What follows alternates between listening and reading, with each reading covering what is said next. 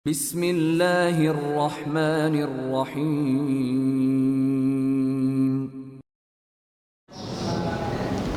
Alhamdulillahirabbil alamin.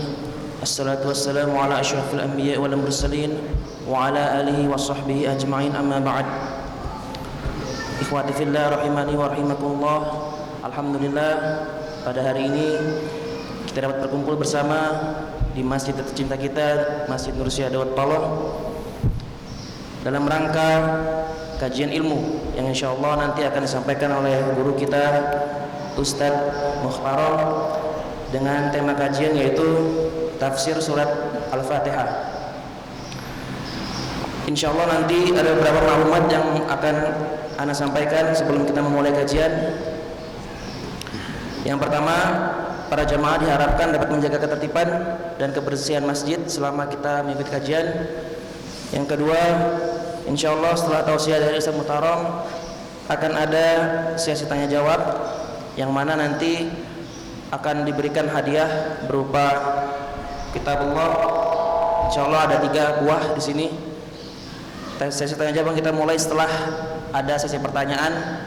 Untuk sesi pertanyaan nanti bisa melalui secari kertas atau nanti bisa menunjuk langsung, nanti akan saya pilih yang akan memberikan pertanyaan kepada Ustadz.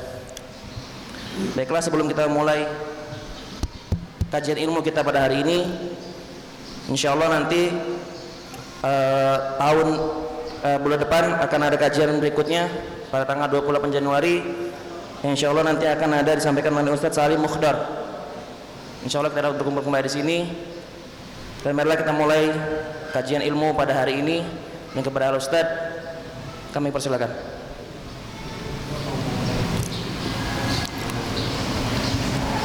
Assalamualaikum warahmatullahi wabarakatuh. Innal hamdalillah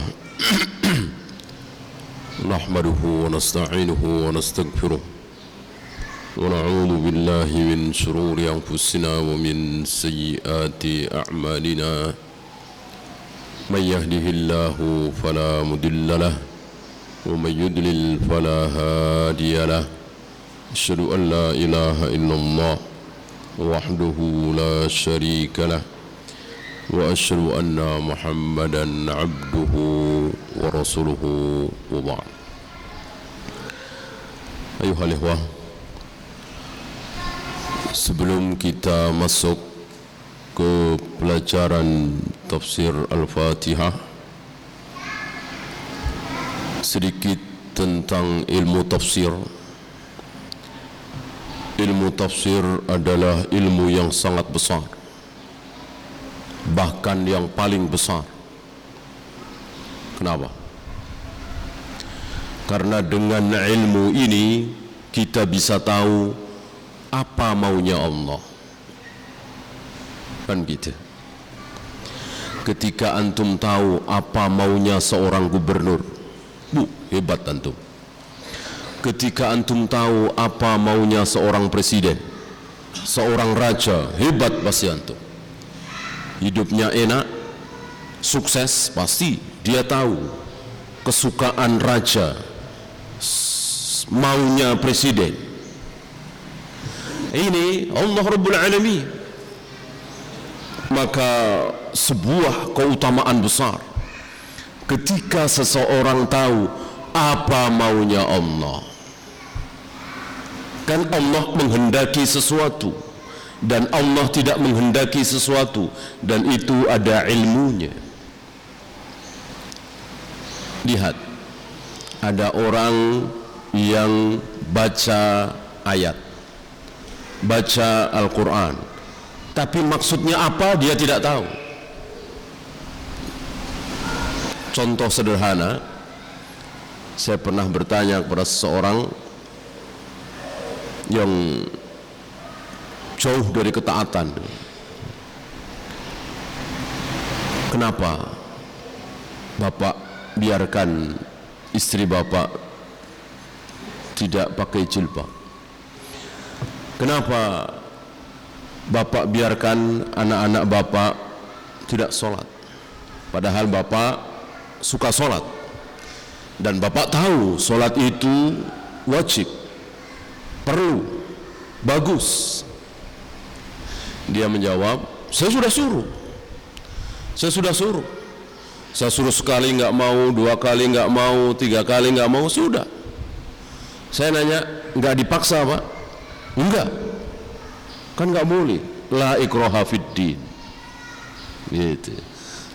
Tidak ada paksaan dalam agama. Dia berdalil ini. Ya. Sekali nyuruh nggak mau sholat, 2 kali nyuruh nggak mau sholat, 3 kali nyuruh nggak mau sholat, sudah nggak mau maksa. Alasannya la ikraha fiddin, tidak ada paksaan dalam agama. Ini contoh sederhana betapa si bapak ini tidak tahu maunya Allah dengan la ikraha fiddin. Dia tidak tahu maunya Allah lewat la ikraha fiddin itu apa. Padahal bukan itu maunya Allah, ya kan? Jelas. Gimana jangan dipaksa. Allah mengatakan lewat lisan Nabi bahwa 7 tahun ajarkan sholat, 10 tahun gak mau sholat, pukul ya maksa. Bagaimana si bapak ini mengatakan la ikraha fiddin, tidak ada paksaan dalam agama? Berarti kalau maksa anak sholat dosa, dilarang oleh ayat ini. Lihat, dia tidak tahu apa maunya Allah lewat ayat itu. Ya, ini contoh sederhana betapa kita harus tahu maunya Allah apa. Lakum dinukum waliyadin, maksud Allah dari ayat itu apa? Ya. Innal ladzina hadu wan nasara was-sabi'in, orang-orang Yahudi, orang-orang Nasrani, orang-orang Sabi'in yang beriman dan beramal saleh, maka mereka akan dapat pahala la khaufun alaihim wala hum yahzanun. Mereka tidak ada ketakutan, mereka tidak ada kesedihan, mereka akan masuk surga. Banyak orang tidak tahu maksud Allah dalam ayat itu. Dikiranya Yahudi akan masuk surga, Nasrani akan masuk surga, Sabi'in akan masuk surga asal beramal. Beramalnya orang Yahudi bagaimana? Ya ke sinagog. Beramalnya orang Nasrani bagaimana? Ya ke gereja. Nanti akan masuk surga. Dengan ayat itu mereka memahami seperti itu. Padahal maksudnya Allah, Yahudi akan masuk surga. Yahudi yang mana? Yang ada di zaman Nabi Musa. Nasrani yang mana? Yang ada di zaman Nabi Isa. Adapun sekarang enggak boleh ada Yahudi lagi, enggak boleh ada Nasrani lagi, karena aku sudah diutus, kata Nabi. Ketika aku sudah diutus, maka tidak boleh ada lagi Yahudi, Nasrani. Tidak boleh ada lagi ajaran Nabi Ibrahim, ajaran Nabi Ishaq, Nabi Yakub yang dipegangi sementara meninggalkan syariatku. Lau nazala fikum Musa, seandainya Nabi Musa turun di tengah-tengah kalian, summa taba'tumuhu, lalu kalian mengikuti Nabi Musa, wa taraktumuni, dan meninggalkan syariatku, la dalaltum, maka pasti kalian sesat. Lihat, mengikuti Nabi Musa sesat. Kalau apa? Kalau aku sudah diutus, kata Nabi sallallahu alaihi wasallam. Ini contoh-contoh di mana banyak saudara-saudara kita salah faham dengan ayat, salah faham dengan hadis. Maka perlunya tafsir ayat, tafsir hadis, perlu, sangat perlu. Kalau tidak, ya seperti tadi, ya nggak usah Al-Quran dan Sunnah, coba baca resep, baca petunjuk. Apakah semua orang pasti tahu? Tidak, harus berilmu. Dokter nulis resep, kita baca, kita cari obatnya, insya Allah nggak dapat, karena kita nggak tahu ilmunya. Butuh ilmu untuk mengetahui maksud si dokter itu. Coba aja, ya. Antum dapat resep dokter gini, semua resep antum nggak tanyakan ke apoteker. Antum cari aja di toko obat di mana. Tentu nggak semua, kecuali antum yang tahu. Saya misalnya tentu nggak tahu. Saya serahkan aja ke apoteker, dia yang ngambil. Misalnya di sini ditulis merek A, yang keluar merek B. Saya bingung, lah ini kan mereknya A, Pak, kok di sini mereknya B? Dia bisa jawab, itu beda merek Pak, kandungannya sama, isinya sama. Dia bisa jawab. Saya nggak bisa. Itu dia. Perlunya ilmu tafsir. Maka antum hati-hati. Jangan asal baca, ada Al-Baqarah, ada An-Nisa, antum baca, antum fahami sendiri, antum simpulkan sendiri. Ini bahaya, sangat berbahaya. Ya. Nah, sebelum kita masuk ke suratul Fatihah, menafsirkan ayat itu yang terbagus dengan apa? Dengan ayat. Menafsirkan Al-Quran itu dengan apa? Dengan ayat Al-Quran. Kenapa? Karena Allah berbicara di satu ayat kurang jelas, di ayat yang lain jelas. Ya. Ambil contoh misalnya di akhir-akhir surat Al-Hijr, Allah mengatakan wa'bud rabbaka hatta ya'tiyakal yakin. Sembahlah Rabbmu, sembahlah Allah sampai kamu yakin. Timbul salah faham jutaan manusia, terutama tarekat-tarekat sufiyah. Mereka menyangka dari ayat ini bahwa menyembah Allah itu ada batasnya, ada akhirnya. Kapan? Yakin. Jadi kalau sudah yakin nggak nyembah Allah nggak apa-apa. Maka muncul sebagian tokoh-tokoh tarekat sudah nggak sholat lagi, sudah nggak puasa lagi, minum khamr nggak apa-apa. Karena apa? Karena sudah yakin. Mana dalil? Akhir surat Al-Hijr tadi, sembahlah Allah sampai kamu yakin. Jadi kalau sudah yakin betul, nggak nyembah nggak apa-apa. Mereka lupa bahwa apa yang ada di Al-Hijr ini sudah dijelaskan oleh Allah di ayat lain. Di surat Al-Muddathir misalnya, ketika Allah bertanya kepada orang-orang penduduk neraka Sakor, Allah bertanya, ma salakakum fi Sakar, kenapa kalian masuk neraka Sakor ini? Dijawab oleh mereka,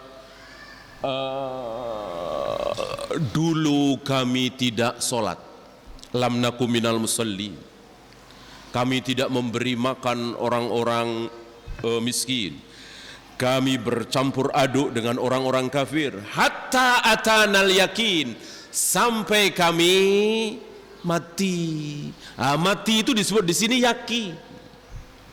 Berarti Allah ingin menjelaskan kepada kita di ayat Mudaththir ini bahwa yakin yang dimaksud dalam Al-Hijr adalah mati. Maka wa'bud rabbaka hatta ya'tiyakal yakin, sembahlah Allah sampai kamu yakin. Maksud Allah, sembahlah Allah sampai kamu mati. Bukan yakin, bahasa kita yakin-yakin, tidak ragu, bukan begitu. Tapi yakin mati. Ini dia.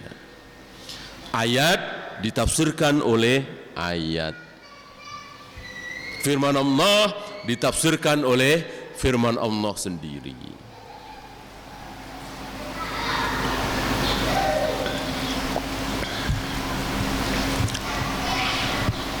Oleh karena itu, firqah-firqah dolal itu sering berdalil dengan satu ayat, tapi meninggalkan ayat yang lain. Beda dengan para ulama ahlus sunnah, semua ayat dikumpulkan lalu terakhir disimpulkan. Kalau mereka tidak, satu ayat dipegangi lalu melupakan ayat yang lain. Dan itu yang menyebabkan munculnya firqah, munculnya aliran sesat. Ya. Kemudian yang kedua apa? Menafsirkan ayat dengan apa? Dengan hadis. Kan yang paling tahu tentang ayat Al-Quran setelah Allah, setelah Jibril siapa? Tentu Nabi Muhammad, Rasulullah sallallahu alaihi wasallam. Beliau yang paling tahu. Maka ketika beliau berbicara tentang sebuah ayat, itu maksudnya. Beliau tafsirkan. Beliau menafsirkan pakai apa? Pakai ucapan. Apalagi? Pakai perbuatan. Jadi perbuatan beliau itu sedang menafsirkan Al-Quran. Maka Aisyah ketika ditanya, wahai Aisyah, kayak apa akhlak Nabi? Akhlak Rasulullah itu kayak apa? Aisyah menjawab, kana khuluquhul Quran. Akhlak Nabi itu ya Al-Quran itu. Maka semua perbuatan Nabi selama 23 tahun itu adalah tafsir dari Al-Quran. Gitu ya. Ketika tadi ada ayat la ikraha fiddin, tidak ada paksaan dalam agama, ini ditafsirkan oleh Nabi. Nabi datangi negeri-negeri kafir, ya kan? Beliau datang ke Yaman, beliau datang ke Syam bersama para sahabat, atau kadang-kadang mengutus sahabat. Untuk apa? Untuk mengajak mereka masuk Islam. Beliau datangi negeri-negeri kafir, mengajak mereka masuk Islam. Kalau mau, alhamdulillah menjadi saudara sama muslim. Kalau tidak mau, disuruh bayar jizyah. Disuruh bayar jizyah, upeti, maks, koror, pajak, atau apalah namanya. Kalau nggak mau juga, diperangi. Itu Nabi sedang menafsirkan ayat la ikraha fiddin, tidak ada paksaan dalam agama. Maksudnya begitu. Kan kita kan kadang-kadang lancang, kok Nabi maksa? Maksa dong namanya. Masa nggak mau masuk Islam, nggak mau bayar jizyah, diperangi? Mestinya ya udah pulang aja ke Madinah, pulang aja ke negeri Islam. Ngapain maksa? Ngapain suruh bayar jizyah? Ngapain merangin? Nggak mau? Ya sudah, maksa itu namanya. Nah, ini mulut kita lancang. Berarti kita lebih tahu ayat terhadap ayat itu daripada Rasulullah. Kan nggak mungkin. Rasulullah lebih tahu dengan ayat la ikraha fiddin daripada kita. Ya, maka apa yang dilakukan oleh Nabi?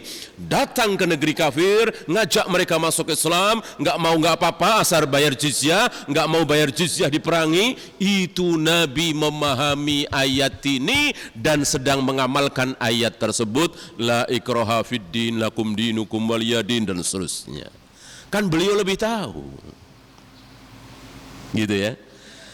Kemudian badal haji, kan ada orang yang mengatakan badal haji itu bertentangan dengan An-Najm 38:39. Wa alaysa lil insani illa ma sa'a, manusia tidak akan mendapatkan sesuatu pahala kecuali apa yang dia lakukan sendiri. Kalau dia yang haji, ya dia dapat pahalanya. Mosok orang tuanya, mosok ayahnya. Kan Nabi yang membolehkan kan?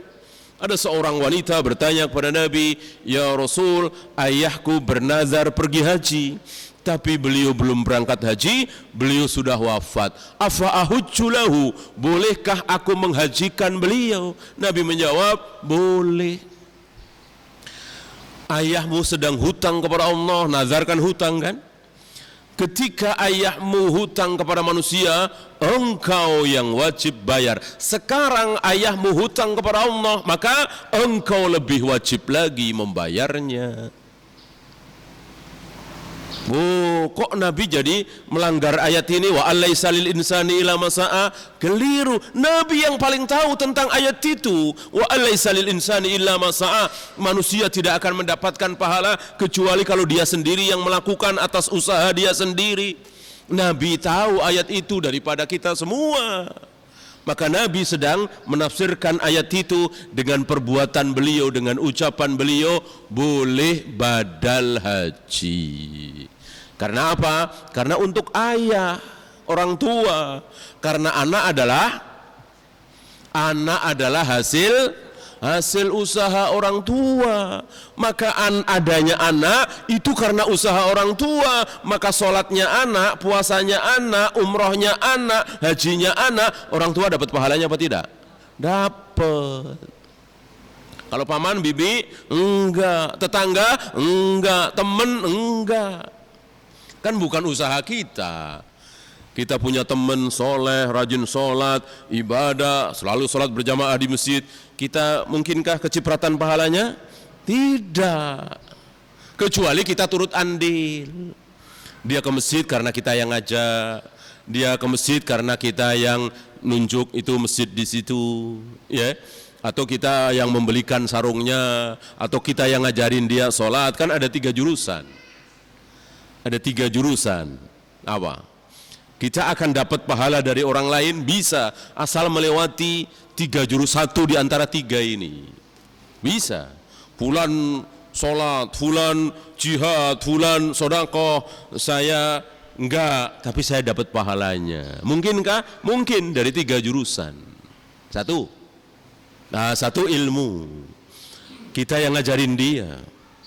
Kita ngajarin dia sholat, kita ngajarin dia zakat, kita ngajarin dia manasik haji. Begitu dia haji, kita dapat pahalanya. Begitu dia sholat, kita dapat pahalanya, dan begitu seterusnya. Ilmu. Yang kedua, nah, dari keturunan anak tadi kan, apapun kebaikan yang dilakukan oleh seorang anak, kita sebagai orang tua pasti dapat pahalanya. Nah, anak ini dikiaskan cucu, cicit, dan seterusnya. Karena kita semua disebut Bani Adam. Bani artinya apa? Anak kan? Kita ini anak Adam. Padahal kan bukan anak kan? Cucu aja enggak, cicit aja enggak, jauh kan? Masih disebut anak. Ya. Berarti apa yang pahala yang didapat oleh anak, cucu, cicit, anaknya cicit, cucunya cicit, cicitnya cicit, kita terus dapat pahalanya. Ya. Itu dia. Satu lagi jurusan apa? Satu lagi jurusan harta. Dia sholat karena apa? Karena kita yang membiayai. Dia haji karena apa? Karena uang kita. Dia jihad karena apa? Karena uang kita. Kita dapat pahalanya.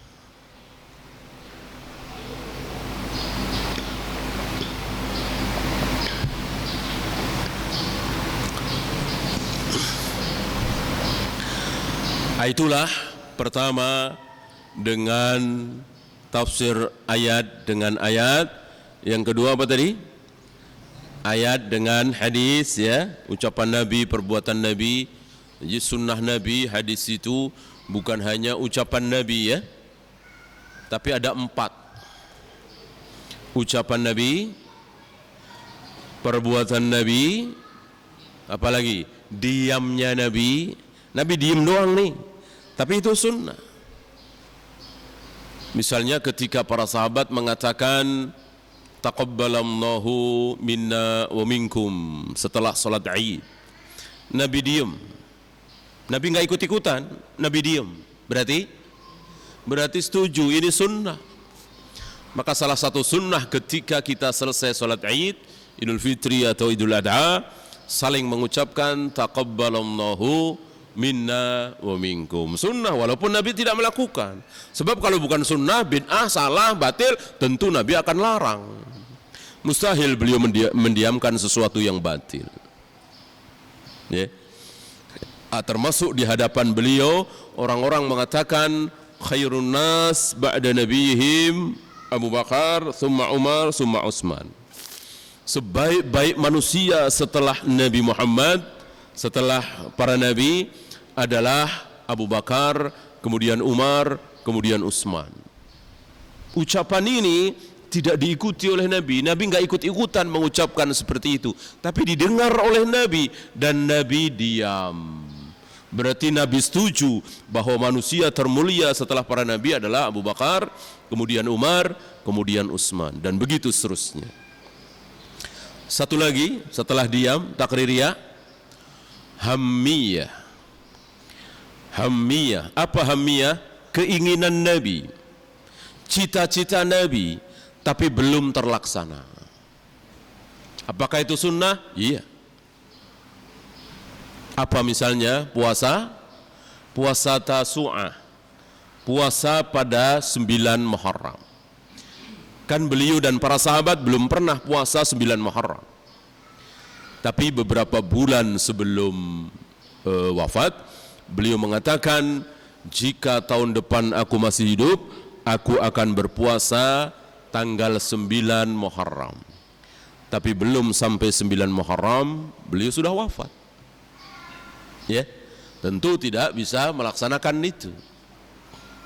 Ini pun sunnah. Yang ketiga, yang pertama kan menafsirkan ayat dengan ayat. Yang kedua menafsirkan ayat dengan hadis, dengan sunnah. Yang ketiga, menafsirkan ayat Al-Quran dengan tafsiran para sahabat, pemahaman para sahabat, kesepakatan sahabat, prakteknya sahabat. Ini harus dipegang. Kenapa? Karena jelas para sahabat jauh lebih tahu dari kita. Para sahabat adalah murid-murid Nabi langsung. Ya. Antum pernah ketemu dengan muridnya Imam Syafi'i? Belum kan? Antum pernah ketemu dengan muridnya Imam Bukhari? Coba kalau ketemu, kayak apa kita? Atau yang sekarang lah, muridnya Syekh Albani. Kita ta'zim, kita membesarkan, kita memuliakan muridnya Syekh Albani. Ini muridnya Rasulullah kayak apa? Seluruh sahabat adalah muridnya Rasulullah. Maka apa yang mereka fahami, wajib kita ikut-ikutan berfaham seperti itu. Apakah ada sahabat yang mengatakan Allah tidak bersemayam di arsy? Allah ada di mana-mana? Enggak ada. Seluruh sahabat mengatakan persis seperti 7 ayat dalam Al-Quran. Ar-Rahmanu 'alal arsy istawa, Allah bersemayam di arsy. Adakah satu sahabat yang mengatakan enggak, Allah itu ada di mana-mana, Allah enggak butuh tempat, Allah enggak ada arah, Allah enggak butuh apa-apa, termasuk enggak butuh arsy? Ada ucapan sahabat seperti itu? Enggak ada. Itu ucapan itu belakangan. 300-400 tahun setelah Nabi wafat baru muncul kalimat-kalimat seperti itu. Kalau Allah bersemayam di arsy, berarti Allah butuh arsy dong. Masa Allah butuh sesuatu? Padahal wallahu ghaniyun 'anil alamin. Allah ini maha kaya, tidak butuh apapun. Maka Allah bersemayam di arsy, coret. Cuman kan mereka enggak berani nyoret, kasar kan? Mereka enggak berani nyoret, buang. Kalau pendeta pastor berani. Maka ya, apa yang ada di Taurat, Injil, Perjanjian Lama, Perjanjian Baru kan penuh coretan. Injil 600 tahun yang lalu dengan Injil 200 tahun yang lalu sudah beda. Dengan Injil hari ini beda lagi. Sudah dihapus, diganti. Ya, ya di zaman Nabi sudah enggak karu-karuan. Gitu. Untuk kaum muslimin enggak berani nyoret. Ar-Rahmanu 'alal arsy istawa masih ada, summa stawa 'alal arsy masih ada. Yang dicoret apanya? Iya, pemahamannya, tafsirnya, itu dia. Allah bersemayam, istiwa itu maksudnya bukan istiwa bersemayam, tapi maksudnya adalah istaula aliyat. Muncul pemahaman itu 300-400 tahun setelah masa sahabat. Ketika ilmu filsafat masuk ke dunia Islam, terjadilah musibah besar ini. Sahabat tidak ada yang mengatakan seperti itu. Para sahabat mengatakan persis seperti apa kata Al-Quran, bahwa Allah bersemayam di aras, titik. Nggak usah dikomentari. Kalau begitu gini dong, kalau begitu, kalau begitu, kalau begitu. Ya. Apa kata Allah tentang dirinya, diyakini oleh para sahabat apa adanya. Allah mengatakan, aku menciptakan Adam dengan kedua tanganku. Para sahabat mengikuti, ya, Adam telah diciptakan oleh Allah dengan kedua tangannya. Allah mengatakan, akan aku gulung langit dengan tangan kananku, wasamawatu matwiyyatum biyamini. Para sahabat mengikuti. Tangan kanan Allah yang mulia nanti akan dipakai oleh Allah untuk menggulung langit. Ya. Allah akan menghentikan geraman jahanam dengan apa? Dengan telapak kakinya. Ini diikuti oleh para sahabat, selesai. Enggak usah ada komentar, enggak usah ada takwil, udah imani apa adanya. Itu sahabat. Bagaimana kita mau beda dengan sahabat, seolah lebih pintar dari sahabat? Sahabat bodoh-bodoh, ada ayat enggak bisa memahami dengan benar, kita yang bisa. Ini lancang sekali mulut kita. Ya. Ini dia yang ketiga, tafsiran ayat dengan pemahaman para sahabat. Bagaimana tabi'in? Ya, masih bisa. Pemahaman para tabi'in bisa dijadikan ibrah. Karena ada kalanya ucapan-ucapan para sahabat itu dinukil oleh tabi'in tanpa menyebut qala Abu Bakar, qala Umar, gitu, enggak. Tapi langsung dipraktekkan oleh tabi'in. Atau langsung mengucapkan, gitu ya. Sahabat pun kan begitu. Ambil contoh menarik menurut saya. Antum pernah dengar hadis, baca hadis, bahwa Rasulullah mencukur, memotong jenggotnya segenggam. Ini. Ada riwayat Nabi memotong jenggotnya segenggam? Jawabnya tidak ada. Tidak ada. Antum boleh cek di Bukhari, Muslim, Abu Daud, Nasai, Tirmidzi, Ibnu Majah, Musnad Ahmad dan lain-lain. Tidak ada satupun riwayat yang menyatakan bahwa Nabi memotong jenggotnya segenggam. Perintah juga tidak ada. Kalian yang berjenggot terlalu panjang, potonglah segenggam. Nabi belum pernah bersabda seperti itu. Ya. Nah, masalahnya kenapa Syekh Albani, Ibnu Taimiyah dan lain-lain menyarankan kaum muslimin memotong jenggotnya segenggam?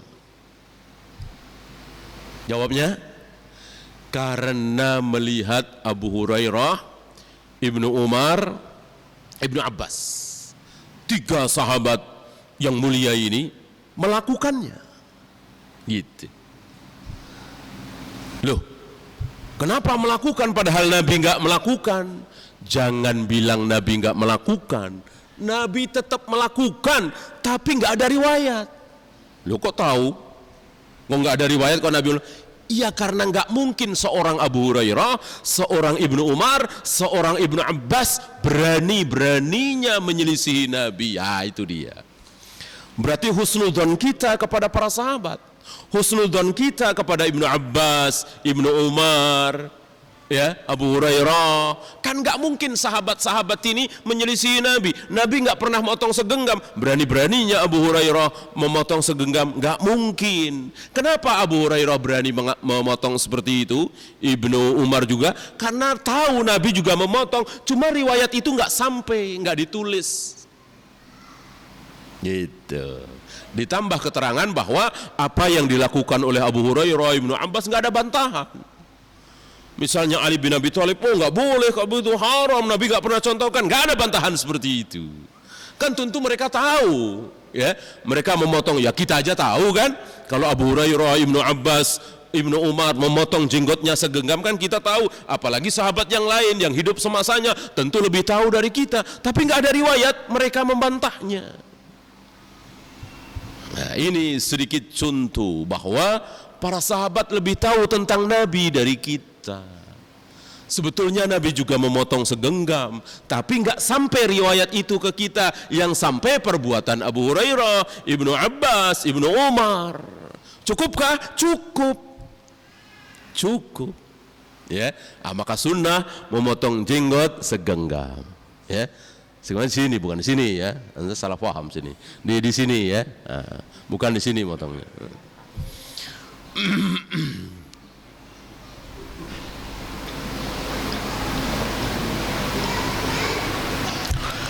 Yang terakhir, menafsirkan Al-Quran dengan kaidah bahasa Arab. Nah, ini penting sekali ini. Karena banyak salah faham terhadap Al-Quran karena memahaminya lewat bahasa Indonesia, lewat bahasa Inggris, lewat bahasa Perancis, lewat bahasa Ajam.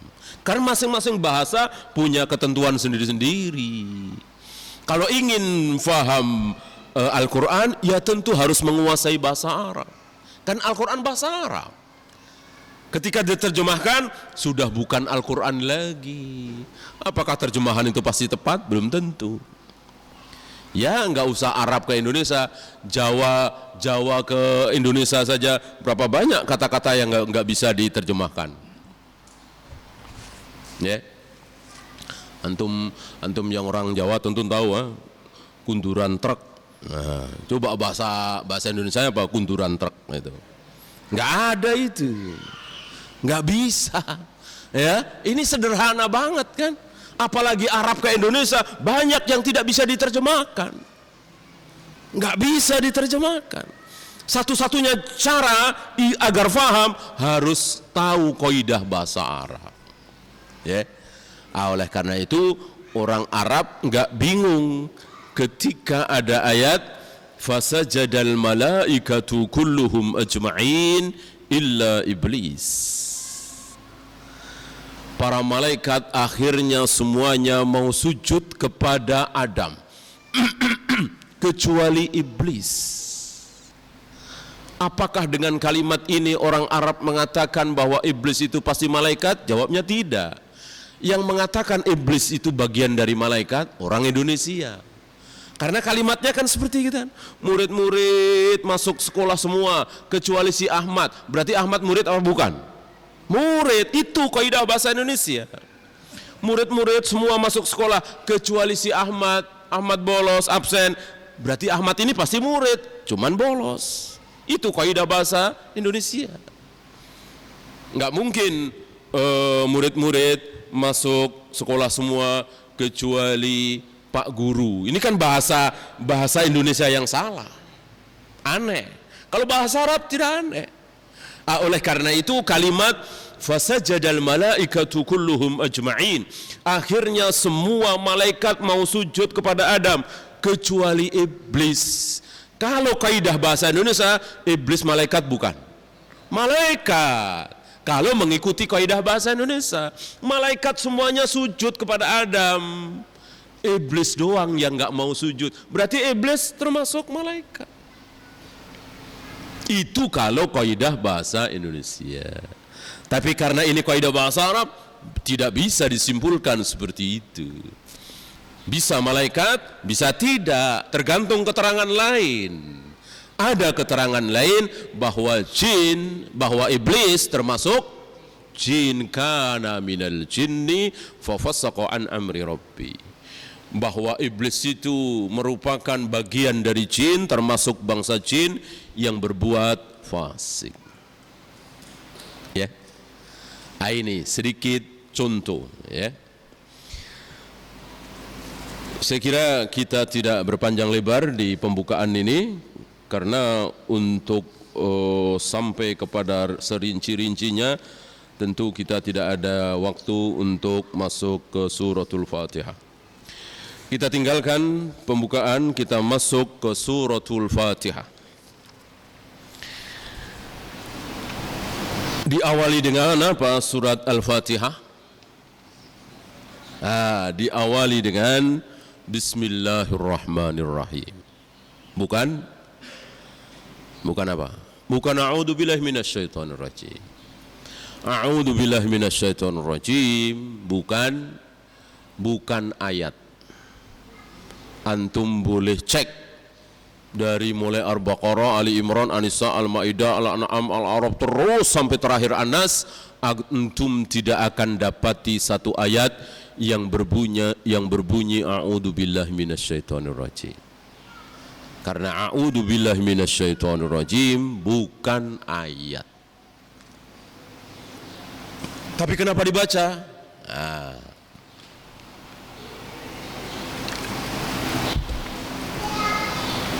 Yang ada adalah perintah Allah. Yang ada adalah perintah Allah. Wa idza qara'tal Qur'an fasta'idz billahi minasyaitonir rajim. Itu yang ada. Apabila kalian hendak membaca Al-Qur'an, maka berlindunglah kepada Allah. Aku berlindung kepada Allah. Bahasa Arabnya a'udzu billah. Fasta'idz billah minasyaitonir rajim. Berlindunglah engkau kepada Allah dari syaitan yang ar-rajim, yang terkutuk. Maka Nabi mengamalkan ayat itu dengan mengatakan sebelum baca Al-Quran, beliau berlindung kepada Allah dari syaitan yang terkutuk. Bunyinya, aku berlindung kepada Allah dari syaitan yang terkutuk. Bahasa Arabnya, a'udzu billahi minasyaitonir rajim. Atau bisa juga, a'udzu billahis samii'il alim minasyaitonir rajim. Ya, itu pun dicontohkan oleh Nabi. Atau bisa juga ada tambahan, a'udzu billahis samii'il alim minasyaitonir rajim min hamzihi wa nafthihi wa nafthihi. Ini 3 contoh ta'awudz yang dipraktekkan langsung oleh Nabi sallallahu alaihi wasallam. A'udzu billahi minasyaitonir rajim saja boleh. A'udzu billahis samii'il alim minasyaitonir rajim boleh. Atau yang terakhir yang terlengkap, a'udzu billahis samii'il alim minasyaitonir rajim min hamzihi wa nafthihi wa nafthihi. Yang terakhir ini disukai, disunahkan ketika sebelum membaca Al-Fatihah pada solat di rakaat pertama. Ini disukai, tidak wajib. Jadi setelah membaca doa iftitah diteruskan dengan ta'awudz yang terpanjang tadi, yang paling lengkap tadi. Ya.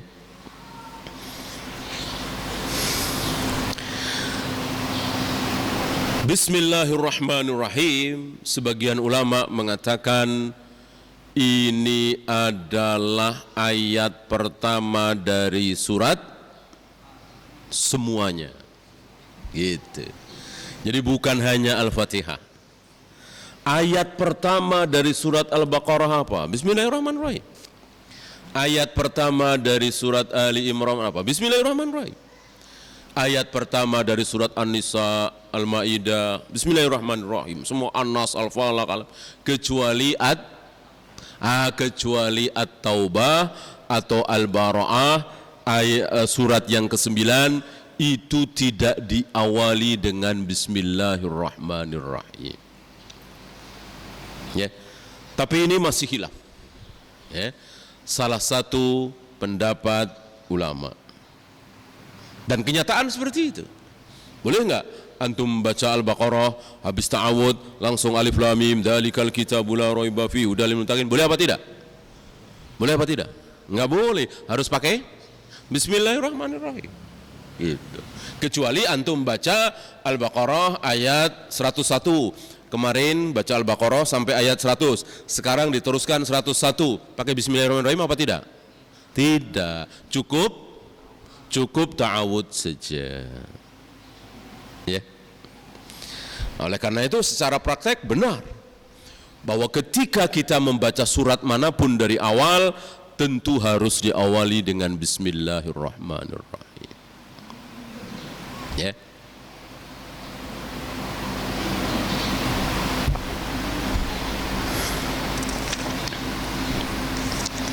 Apa keutamaan Bismillahirrahmanirrahim? Banyak sekali.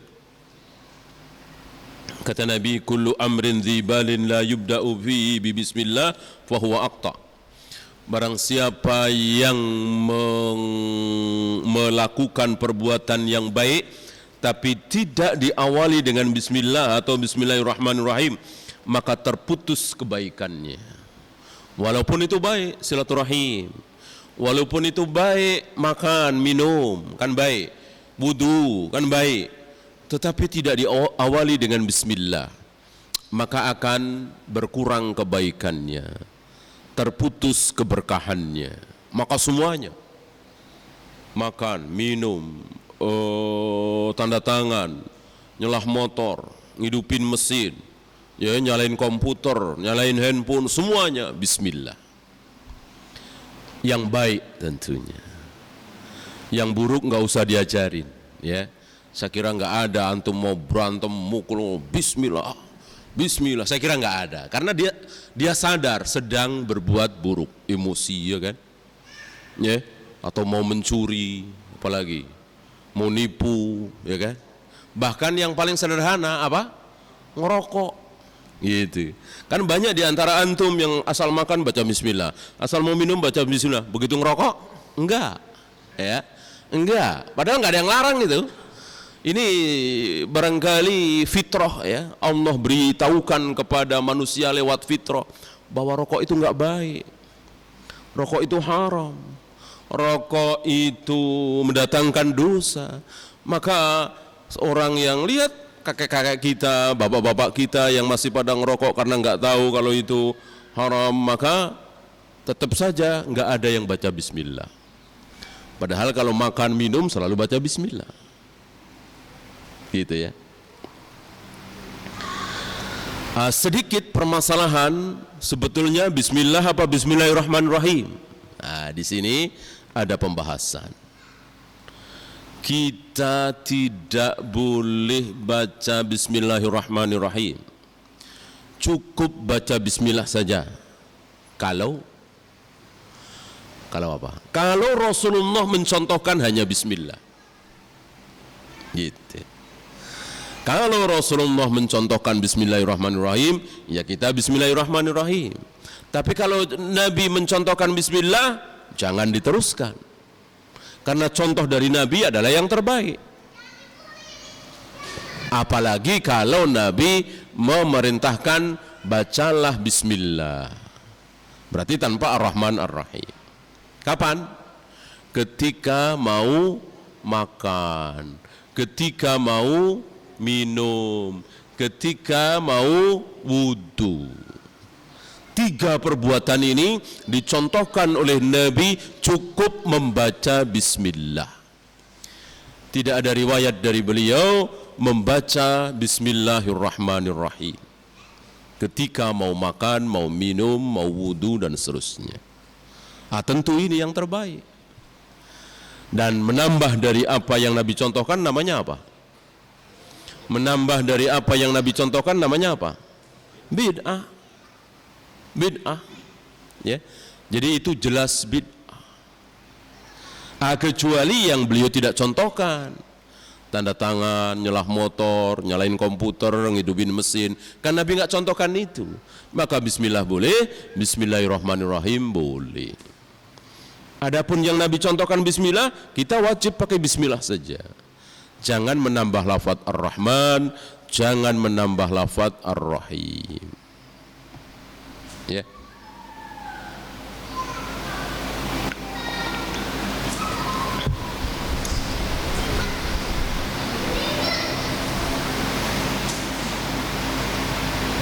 Apa ar-Rahman? Apa ar-Rahim? Nah, ini harus kita ketahui. Sebab kalau diartikan dengan pengasih, penyayang, apa bedanya? Agak kurang bisa ditangkap. Biar lebih bisa ditangkap, saya berikan contohnya. Kenapa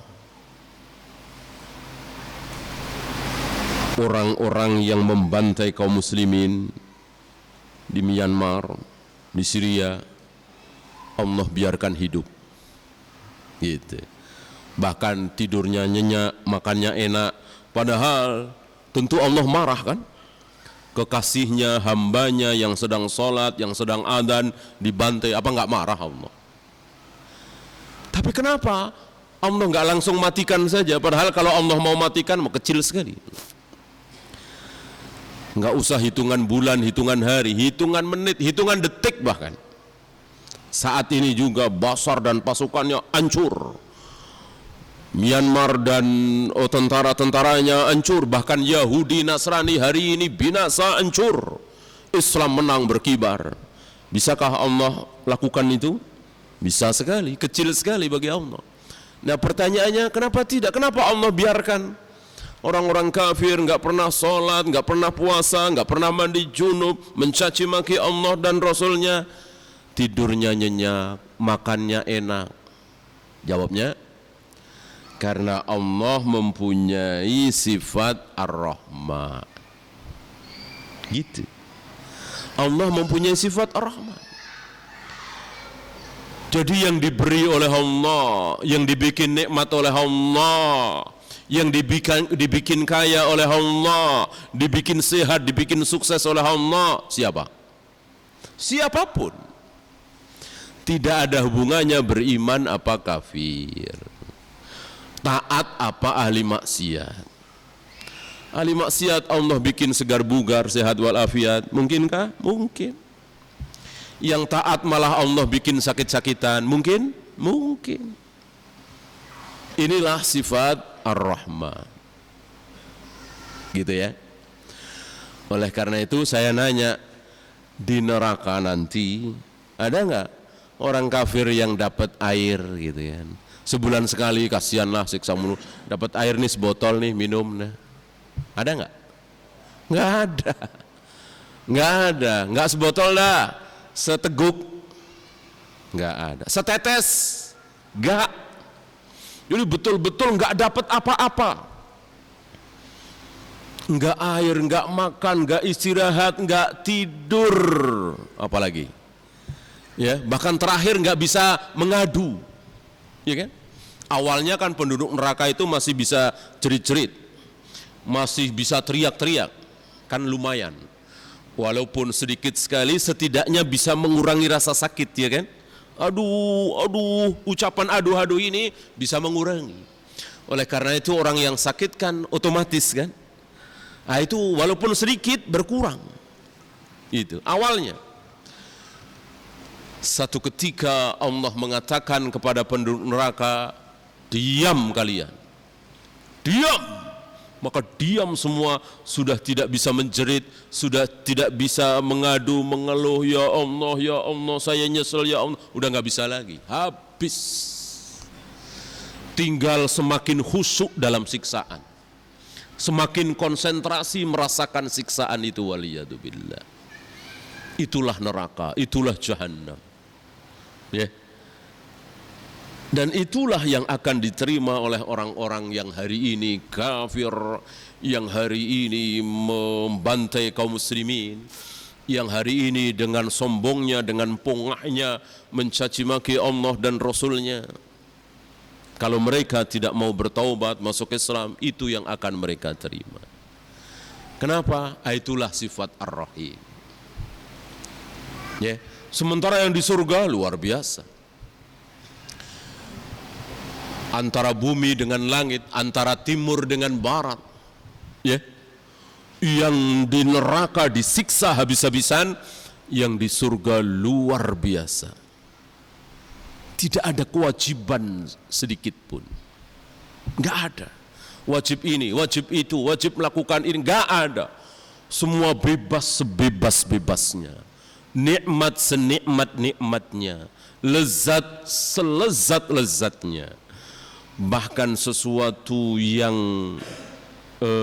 manusiawi, sesuatu yang pasti melanda kita semua walaupun kaya raya, tidak akan ada di surga. Apa? Bosan, gitu. Coba antum tanyakan orang-orang kaya, orang-orang sukses, pernahkah bosan dalam hidupnya? Pasti, ya. Apalagi yang miskin, bosan nggak miskin? Bosan banget nih, ya. Cuman nggak kaya-kaya.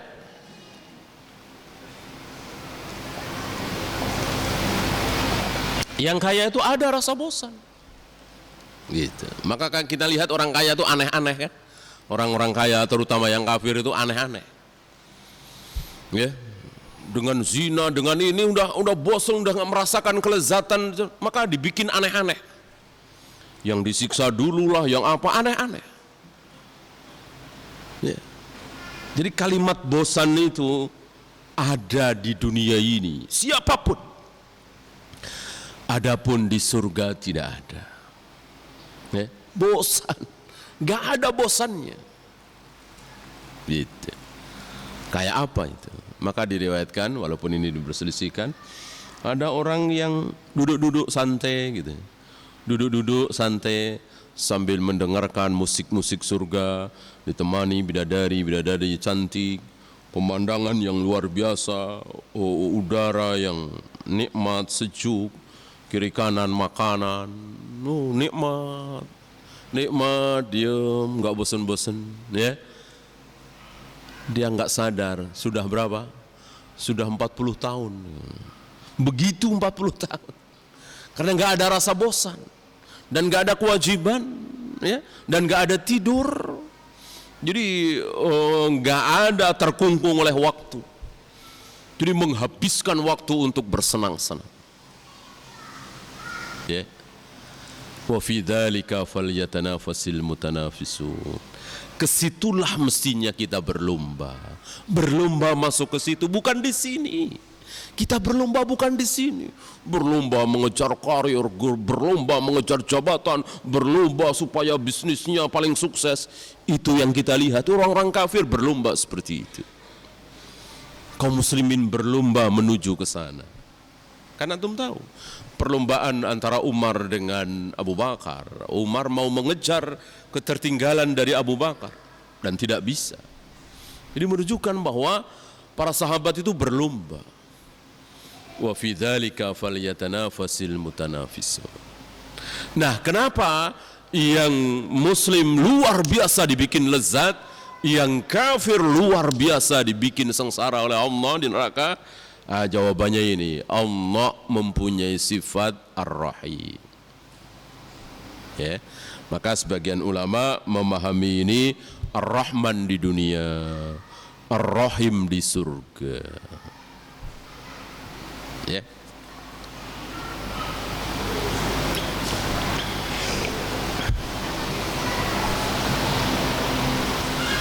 Oleh karena itu, ketika Allah memberitahukan bahwa dirinya bersemayam di atas arsy, itu kalimatnya Ar-Rahman apa Ar-Rahim? Ar-Rahman. Ar-Rahman ini untuk memberitahukan kepada semua manusia, yang muslim, yang kafir, supaya tahu bahwa aku Allah bersemayam di arsy. Ar-Rahmanu 'alal arsy istawa, bukan Ar-Rahimu 'alal arsy istawa. Ya.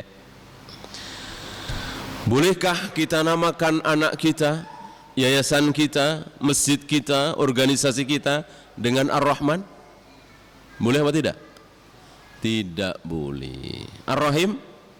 Tidak boleh. Jadi nama-nama Allah, Ar-Rahman, Ar-Rahim, Al-Malik, Al-Qudus, As-Salam, Al-Muhaimin, terus sampai 99 itu tidak boleh kita pakai. Nah, ini yang dimaksud dengan tauhid asma was sifat. Tidak boleh. Haram. Haram, dosa besar. Ketika kita menamakan anak kita Ar-Rahman atau Ar-Rahim atau Al-Malik atau Al-Qudus atau Al-Hakim atau Al-Jabbar atau apapun nama Allah yang 99 itu tidak boleh kita pakai. Kalau mau pakai abad, Abdul Rahman, Abdul Rahim, Abdul Hakim, Abdul Jabbar, Abdul Aziz. Ini boleh, bahkan kata Nabi sebaik-baik nama.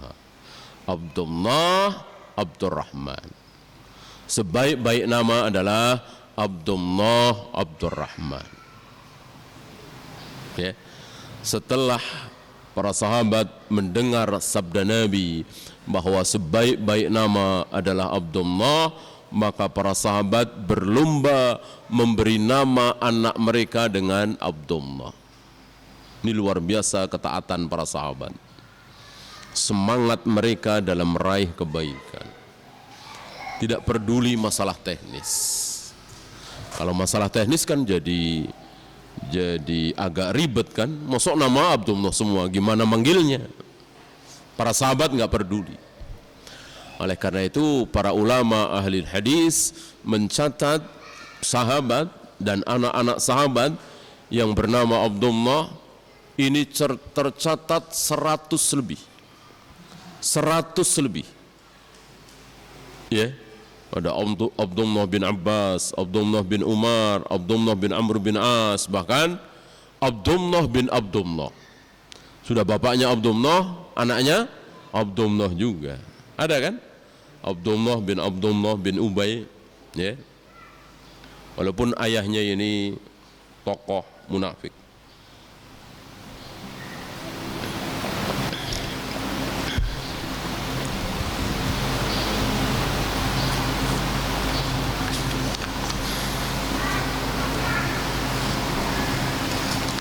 Bagaimana membaca Bismillahirrahmanirrahim?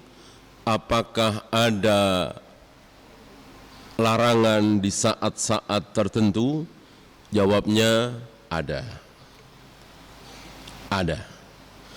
Yaitu satu, ketika sedang buang air. Dua, ketika sedang jima. Ya. Adakah tempat di mana kita tidak boleh baca bismillah? Ini yang walaupun khilaf ya, yang rajih tidak ada. Tidak ada. Tidak ada. Ya. Kita sedang kalau di situ jangan baca bismillah, enggak ada. Ya. Maka lemahlah pendapat orang yang mengatakan kalau di kamar mandi, di WC, di toilet tidak boleh baca bismillah atau bismillahirrahmanirrahim. Ini perlu dalil. Perlu dalil. Kenapa? Karena di zaman Nabi sudah ada toilet, buang air secara khusus, sudah ada apa belum? Belum. Nabi buang hajat, Nabi dan para sahabat buang hajat selalu di padang pasir, tempat terbuka. Gitu. Tidak ada tempat khusus. Belum ada tempat khusus. Nah sekarang jadi ada. Berarti hukum baru dong. Gitu ya. Bagaimana yang dulu di zaman Nabi nggak ada, sekarang ada, kok ada muncul hukum baru? Aneh. Ya kan? Kecuali kalau zaman Nabi sudah ada, lalu Nabi mengatakan jangan, ya tentu kita taati. Nah, Nabi belum ada. Yang ada buang airnya. Buang airnya sedang buang air, baca bismillah tentu tidak boleh. Ya. Adapun di tempat biasa buang air, ya mana larangan? Mana larangan dan apa bedanya gitu kan? Apa bedanya tempat buang air dengan yang bukan buang air, orang nggak ada kotorannya sudah bersih? Apa bedanya? Gitu. Dan buang airnya sekali, apa 2 kali, apa 10 kali, apa 100 kali, apa bedanya? Pernah buang air di situ. Ya pada jaminan ketika kita berada di satu tempat itu belum pernah dipakai buang air, enggak ada jaminan. Maka yang rajih boleh. Walaupun sekali lagi ada khilaf. Yang rajih boleh.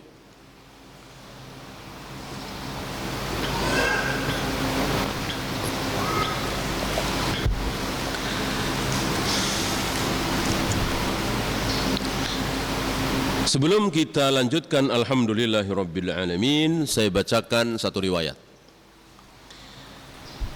Idza ataita ahlaka, apabila, ini saya terjemahkan dengan matang ya, tidak letterlek.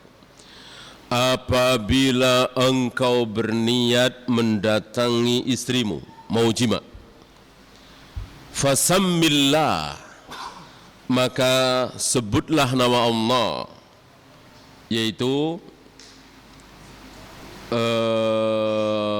Allahumma jannibna syaitan wa jannibis syaitana ma razaqtana. Diawali dengan bismillah dulu ya.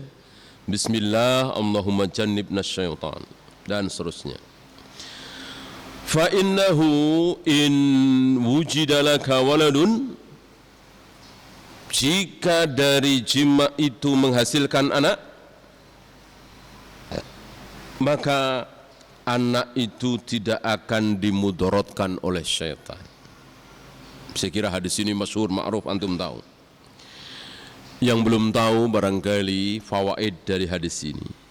Satu, kapan kita membaca bismillahi Allahumma jannibna syaitan?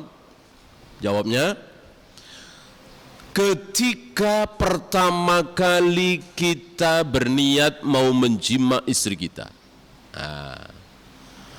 Bukan setelah jima, gitu ya. Tapi ketika baru ada niat. Nah, lihat kan ayatnya, hadisnya, idza ataita ahlaka, apabila engkau berniat mau mendatangi istrimu, menjima istrimu, gitu. Yang kedua, siapa yang disuruh membaca doa ini? Jawabnya, suami. Suami, lihat, jika engkau hendak mendatangi istrimu, Nabi enggak bilang jika suami istri akan berjima bacalah doa ini, enggak. Nabi berkata kepada para siapa? Para suami, iza ataika ahlak, jika engkau berniat mendatangi istri. Berarti jelas doa ini hanya disunahkan untuk para suami. Ya.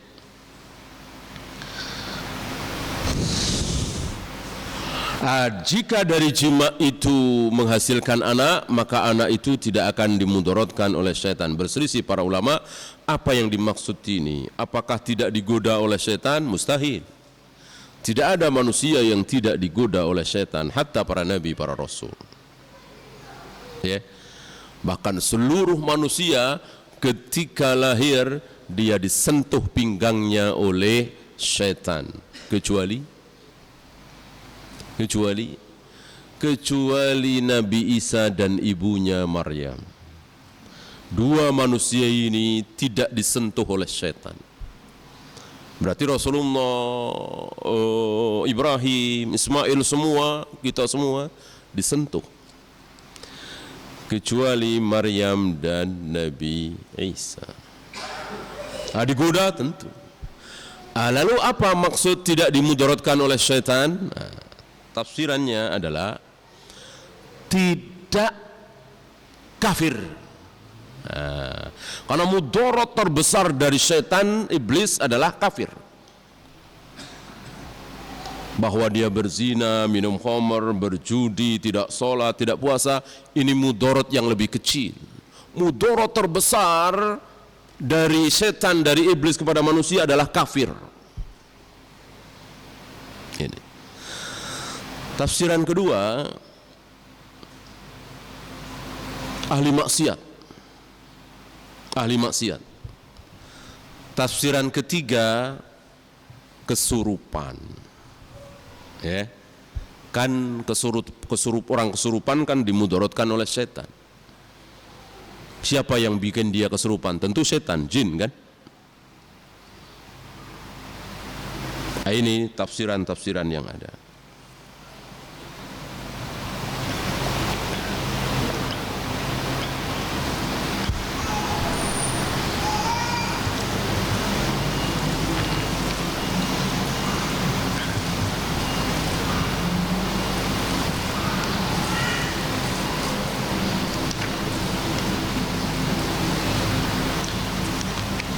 Kita lanjutkan. Alhamdulillahirabbil alamin. Di Bismillahirrahmanirrahim ada berapa nama Allah? Di Bismillahirrahmanirrahim tadi ada berapa nama Allah? Hah? Ada berapa coba? Ada 3. Apa? Allah, Ar-Rahman, Ar-Rahim. Ada 3.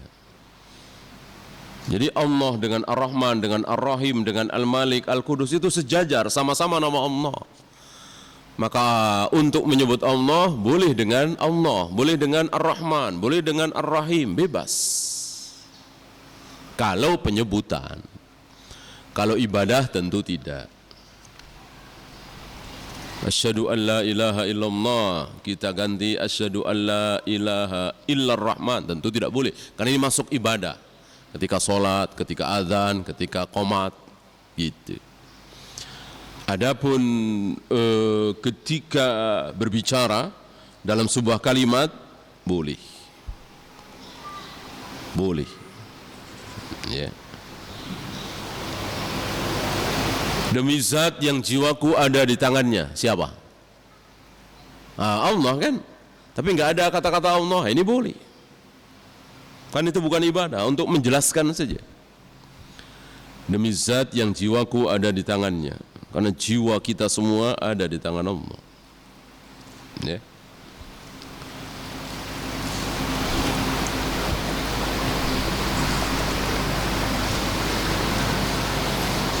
Nama-nama Allah ada berapa tadi? Ada berapa nama-nama Allah? 99. Apakah 99 itu diterangkan oleh Nabi sekaligus? Jawabnya tidak. Tidak. Nabi tidak pernah mengajarkan kepada para sahabat, wahai para sahabat, nama-nama Allah yang 99 adalah 1 anu, 2 anu, 3 anu, 4 anu. Tidak. Tidak. Ya. Bertebaran di Al-Quran dan hadis. Ada berapa di Al-Quran? 60 kira-kira. Ada berapa di hadis? 40 kira-kira. Kan 100 kurang 1, 99. Para ulama mengatakan, wabil khusus Syekh Utsaimin, bahwa hikmah tidak diterangkannya nama-nama Allah itu satu persatu adalah seperti hikmah disembunyikannya malam Lailatul Qadar. Malam Lailatul Qadar. Tahukah kita malam Lailatul Qadar? Tidak tahu. Apa malam 21, apa malam 23, apa malam 25 dan seterusnya, enggak ada yang tahu. Bahkan Rasulullah juga tidak tahu. Kenapa? Agar dalam malam-malam itu beribadah kepada Allah, mohon ampun kepada Allah. Kalau ketahuan nanti satu saja. Kalau ketahuan malam Lailatul Qadar adalah malam 21 misalnya, tentu semua akan mengincar malam 21 itu. Maka sengaja disembunyikan agar menghidupkan malam di 10 malam terakhir, dan itu dicontohkan oleh Nabi SAW. Begitu pula Asmaul Husna ini tidak dirinci satu persatu, ya. Agar apa? Agar terus para ulama ini, Bismillahirrahmanirrahim yang mana ini? Innahu huwas samiul alim yang mana nih? Ya. Wa kana Allahu ghafurur rahim. Nah, seperti itu. Ya.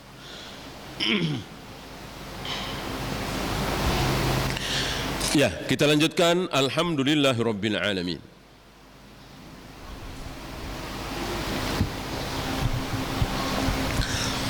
Segala puji bagi Allah Rabbil Alamin.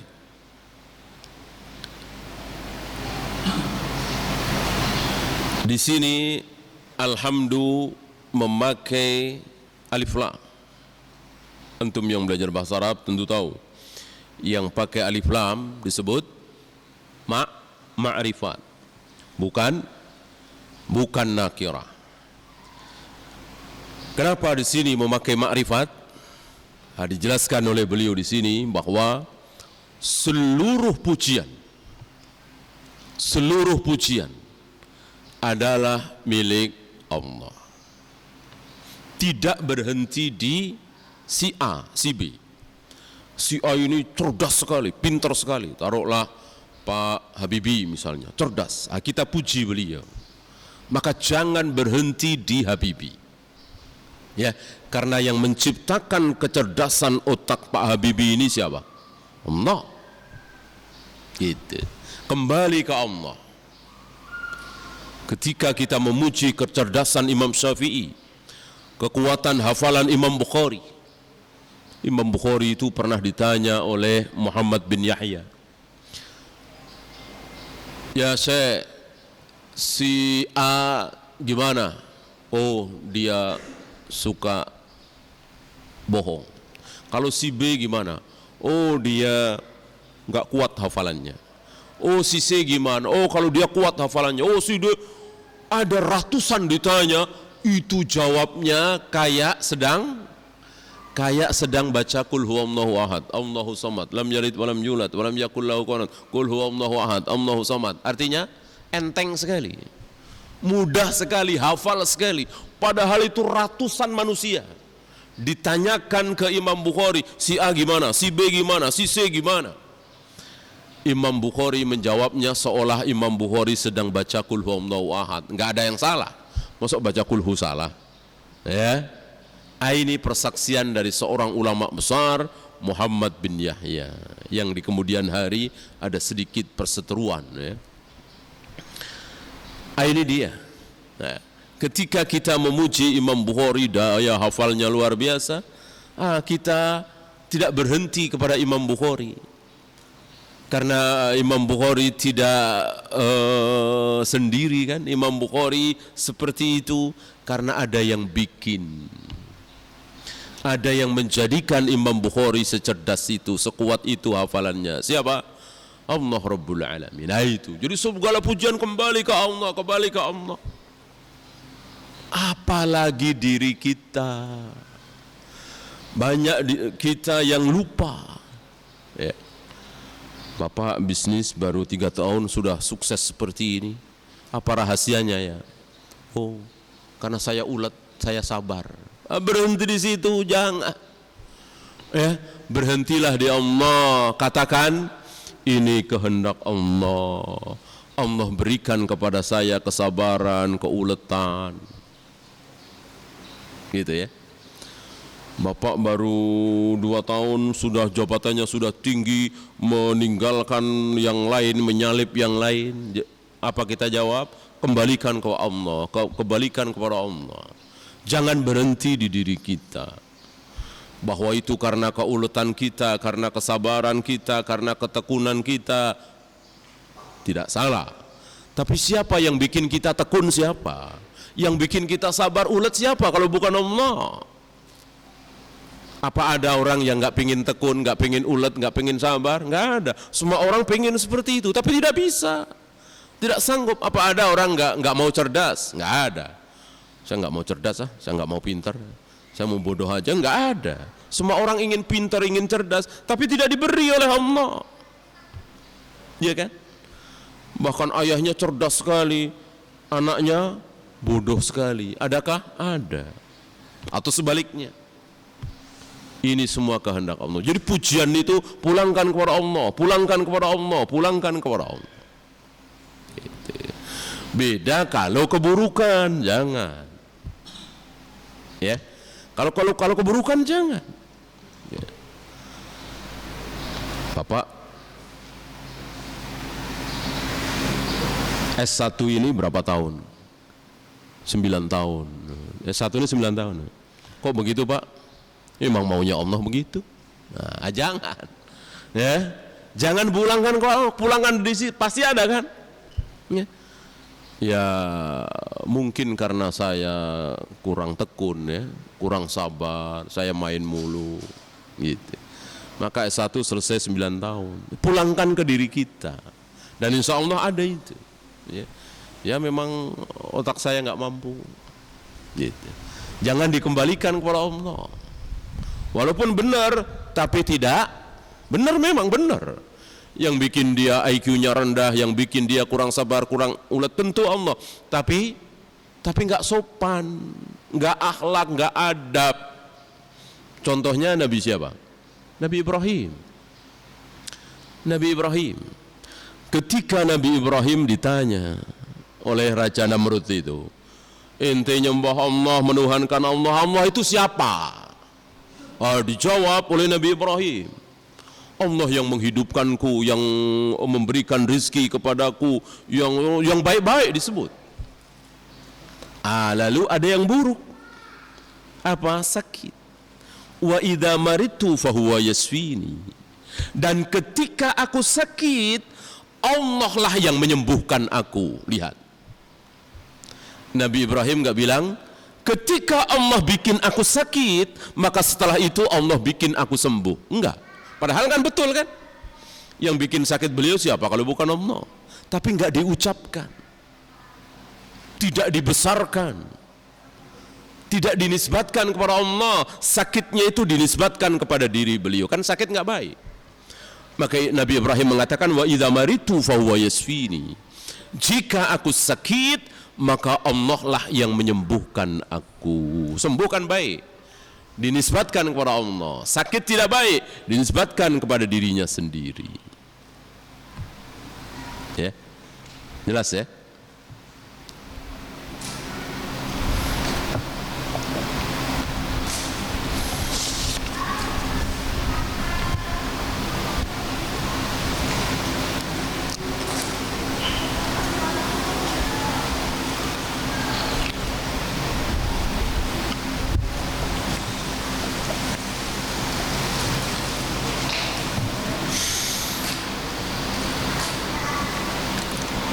Alhamdulillahi Rabbil Alamin. Kenapa tidak Ilahil Alamin? Kan ada Rabb, ada Ilah, ya kan? Ada Rabb, ada Ilah, bahkan ada Malik. Yang ketiga-tiganya sering diterjemahkan dengan Tuhan. Tuhan Rabbul Alamin, Tuhan seluruh alam. La ilaha illallah, tidak ada Tuhan kecuali Allah. Padahal yang satu Rabb, yang satu Ilah. Diterjemahkan dengan terjemahan yang sama, Tuhan. Padahal Rabb dengan Ilah adalah beda jauh. Antara Rabb dengan Ilah beda jauh.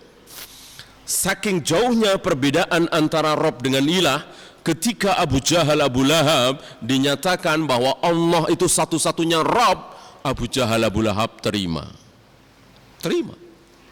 Tapi ketika dikatakan bahwa Allah itu satu-satunya ilah, Abu Jahal, Abu Lahab enggak terima. Aja'alta alihatan ilahan wahidan inna hadza la syai'un ujab. Muhammad, engkau mau bikin ilah-ilah yang banyak ini menjadi satu ilah saja? Aneh engkau. Jadi bagi Abu Jahal, Abu Lahab, Allah itu ilah betul, tapi Lata, Uzza, Hubal, Manat juga ilah. Bagi Abu Jahal, Abu Lahab, Allah itu Rabb betul, Lata, Uzza, Hubal, Manat bukan Rabb. Rabb satu-satunya adalah Allah. Itu bagi Abu Jahal, Abu Lahab. Tapi ilah satu-satunya enggak ada. Ilah itu banyak menurut Abu Jahal, Abu Lahab. Berarti kan beda antara ilah dengan Rabb. Tapi kenapa diterjemahkan sama Tuhan? Ini maksud saya di awal tadi. Jadi terjemahan ini tidak bisa mewakili. Harus dijelaskan Rabb itu apa, ilah itu apa. Apa Rabb? Rabb itu dari atas ke bawah. Sedangkan ilah dari bawah ke atas. Apa Rabb? Dari atas ke bawah, menciptakan, mengatur, merusak, menghancurkan, menurunkan hujan, memberi rizki. Itu kan dari atas, dari Allah kepada makhluknya. Itulah Rabb. Adakah yang lain? Tidak ada. Kata siapa? Kata Abu Jahal, Abu Lahab. Abu Jahal, Abu Lahab meyakini bahwa Allah satu-satunya Rabb. Artinya bagi Abu Jahal, satu-satunya yang bisa menghidupkan, yang bisa mematikan, yang menurunkan rizki, yang menurunkan hujan hanya Allah. Dan ucapan Abu Jahal Abu Lahab ini diabadikan oleh Allah di beberapa ayat. Wala in sa'altahum man khalaqas samawati wal ard la yaquluna Allah. Muhammad, jika engkau tanyakan kepada mereka, Abu Jahal Abu Lahab dan teman-temannya, siapa yang menciptakan langit, siapa yang menciptakan bumi, siapa yang menurunkan hujan, siapa yang menghidupkan, mematikan, la yaquluna Allah. Abu Jahal Abu Lahab pasti menjawab Allah. Itulah Allah satu-satunya Rabb. Dari atas ke bawah. Adapun dari bawah ke atas, ilah itu tidak satu-satunya. Apa dari bawah ke atas? Menyembah. Dan perbuatan hamba kepada Allah, menyembah, meminta, berdoa, menyebut, memanggil-manggil. Ya Allah, ya Allah. Abu Jahal boleh, yang selain Allah nggak boleh. Abu Jahal Abu Lahab boleh. Maka Abu Jahal Abu Lahab, ya Allah, ya Allah. Sekali waktu, ya Latta, ya Uzza, begitu. Begitu. Nah, ini mirip-mirip kaum kita. Di masjid, ya Allah, ya Allah. Di kuburan keramat, ya Syekh Fulan, ya Syekh Abdul Qadir Jailani, ya Fulan. Mirip. Mirip. Itu ilah. Jadi yang disembah, yang diibadai. Bolehkah minta kepada selain Allah? Tidak boleh. Kalau boleh berarti ada ilah lain selain Allah. Ya. Ini sedikit perbedaan antara Rabb dengan ilah. Di sini Rabbul Alamin, bukan Ilahil Alamin. Jelas. Kalau Ilahil Alamin ya keliru, enggak fasih ini. Maka dikatakan alhamdulillahi rabbil alamin, bukan alhamdulillahi ilahil alamin. Kalau la ilaha illallah pakai ilah, bukan la rabba illallah. Ya. Mungkin satu ayat lagi. Saya tidak bisa sampai duhur ya, harus ke tempat lain. Ar-Rahmanir Rahim, ini diulang lagi. Barangkali ada yang bertanya, kenapa? Kenapa, kan sudah ada Bismillahirrahmanirrahim. Kenapa diulang lagi Ar-Rahmanir Rahim? Ya, jawabnya seperti fa bi ayyi ala'i rabbikuma tukadziban. Kan sudah ada, kenapa disebut lagi? Ya, jawabnya? Jawabnya apa? Terserah Allah. Terserah Allah mau ngomong apa? Kenapa kita pusing? Kenapa kita ikut campur? Al-Quran itu besar sekali. Allah itu terlalu besar. Kalau semua maksud Allah kita bisa tahu, berkurang kebesarannya. Saking besarnya Allah, tentu ada sekalimat, dua kalimat, sekata, dua kata yang kita nggak faham. Kalau kita faham semua, jadi berkurang kebesaran Al-Quran. Maka sengaja Allah menurunkan ayat-ayat yang kita nggak tahu. Bahkan Rasulullah nggak tahu apa.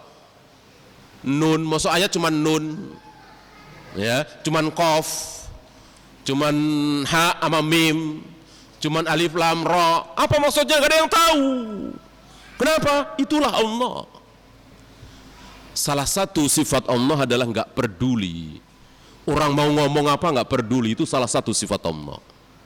Ya, coba kalau Allah peduli, kan, tega-teganya manusia sebaik Abu Thalib yang menyantuni Nabi, memelihara Nabi, membela Nabi dari serangan Abu Jahal Abu Lahab, dimasukkan ke neraka oleh Allah, dikafirkan kan, dibikin kafir kan. Ada ayah seorang Nabi dimasukkan ke neraka oleh Allah, ada anak seorang Nabi dimasukkan ke neraka oleh Allah. Allah nggak peduli. Istri seorang Nabi,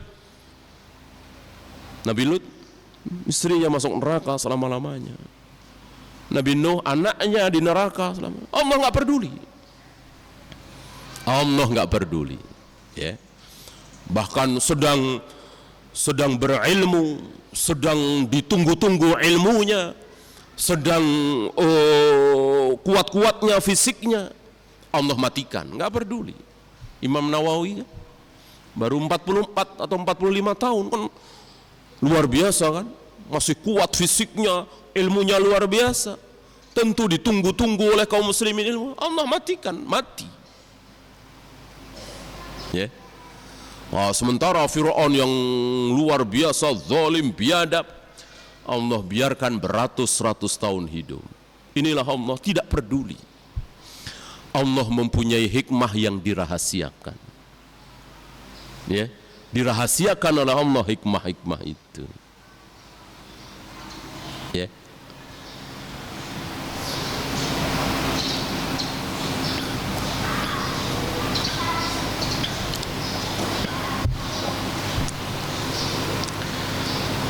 Antum siapkan pertanyaan? Pertanyaan dulu apa kuis dulu? Pertanyaan dulu ya. Kita masuk ke sesi tanya jawab. Setelah itu nanti kita ada sedikit kuis ya. Tayyib, bagi jamaah sekarang yang ingin bertanya, boleh mengajukan tangannya. Motat, syukran. Ada satu.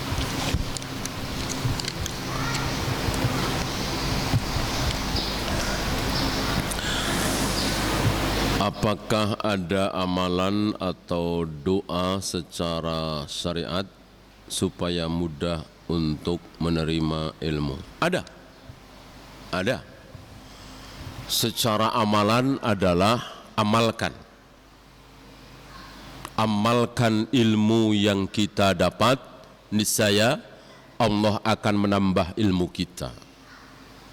Banyak dari kita ini kurang mengamalkan. Yang mudah saja, yang sangat mudah apa? Memelihara jenggot, mudah sekali, sangat mudah sekali, ya kan? Ilmunya kan antum sudah dapat. Adakah Nabi Rasul yang tidak berjenggot? Enggak ada. Adakah para sahabat yang tidak berjenggot? Enggak ada. Para tabi'in, atba'u tabi'in, bahkan sampai pahlawan-pahlawan muslim kita, lihat, pahlawan-pahlawan muslim kita berjenggot kan? Hasyim Asy'ari berjenggot, ya. Bagaimana orang-orang yang cinta kepada beliau tidak berjenggot? Mereka tahu Rasulullah juga berjenggot, bahkan Yesus berjenggot, ya kan? Mereka gambar sendiri Yesus berjenggot, ya, Nabi Isa itu. Gimana mereka tidak mengikuti panutannya? Bahkan menurut mereka Tuhannya, ya kan? Aneh sekali. Ini dia. Ketika jenggot saja kita potong, lebih mudah memanjangkan apa memotong? Tentu lebih mudah memanjangkan, karena dengan diem akan panjang sendiri, tumbuh sendiri, ya kan? Kalau motong mesti beli cukur, beli silet, segala macam, sulit kan? Maka lebih baik, lebih mudah memanjangkan jenggot, dan itu amal. Nah, ketika itu kita amalkan, insya Allah Allah akan berikan ilmu lagi, ilmu yang lebih. Sholat berjamaah di masjid, berpakaian tidak isbal, menutup aurat, yang mudah-mudah saja. Tinggalkan riba, tinggalkan judi maisir, judi asuransi, ya, yang diri kita bisa. Nggak usahlah mikir gubernur kita siapa, presiden kita siapa, soleh apa tidak, itu bukan urusan kita. Kita tidak akan ditanya oleh Allah siapa presidenmu, siapa gubernurmu, siapa, nggak akan ditanya. Ya, yang akan ditanya adalah siapa diri kita dan keluarga kita. Ku anfusakum wa ahlikum naro, sampai di situ. Enggak ada wali kotakum, ya, gubernurkum, presidenkum, enggak ada. Ini kita kebalik. Presiden kita siapa kita mikir, gubernur, camat, lurah kita mikir. Begitu kita malah tidak diperhatikan, ya, enggak sholat ke masjid, enggak berjamaah, enggak menutup aurat. Ini kan keliru. Kemudian secara doa ada kan doa Nabi yang sangat terkenal. Rabbi zidni ilman warzuqni fahman. Rabbi zidni ilman warzuqni fahman. Ucapkan doa ini. Allahumma inni as'aluka ilman nafi'an wa rizqan halalan dan seterusnya. Sebagian mengatakan ini habis subuh, tapi sebagian mengatakan tidak ada hubungannya, ya. Nabi berdoa itu habis subuh. Ini waqi'atul ain. Tidak bisa langsung disimpulkan bahwa itu sunnahnya habis subuh. Waqi'atul kebetulan hari itu. Terus kalau Nabi berdoa yang lain pas habis asar, tentukan habis asar, kan tidak. Jadi menentukan waktu itu harus ada petunjuk dari Nabi. Kapan saja. Ya. Kecuali doa habis adzan, Allahumma rabb hadhihi da'wati tamma, Nabi contohkan itu selesai mendengar adzan. Ya. Zikir pagi, zikir petang yang memang sudah dicontohkan oleh Nabi.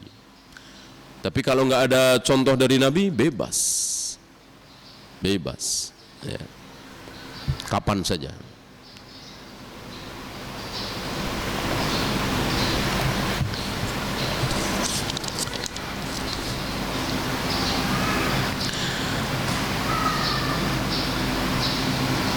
Bagaimana sikap terbaik ketika banyak fitnah di negara kita saat ini, seperti masifnya orang-orang Cina masuk bekerja, kemudian semakin beraninya kaum Syiah menunjukkan keberanian. Ini keliru, ya.